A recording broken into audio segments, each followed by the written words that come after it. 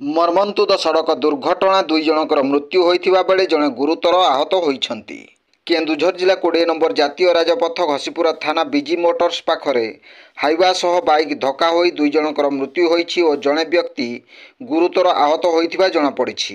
गुरुतर आहत होइथिबा व्यक्तिଙ୍କୁ निकटस्थ आनंदपुर चिकित्सालय रे उत्तम चिकित्सा निमंते भर्ती करा जायथिले मध्य परवर्ती समय रे तांकु कटक बड़ मेडिकल को स्थानांतरित करा जायथिबा सूचना। नदुआ ग्रामर 3 जण व्यक्ति 20 नंबर जातीय राजपथ रे जाउथुबा बेले सैलंग निकटस्थ बीजी मोटर्स पाखरे एक मेंटाल बोझेई हाइवा सेमानकु धक्का देइथिबा जणा पड़िछि। शिवम देहुरी और सिपुन खटुआंकर मृत्यु होइथिबा बेले गुरुतर आहत होइथिबा दीपक देहुरी को कटक बड़ मेडिकल को स्थानांतर करा जायथिबा सूचना।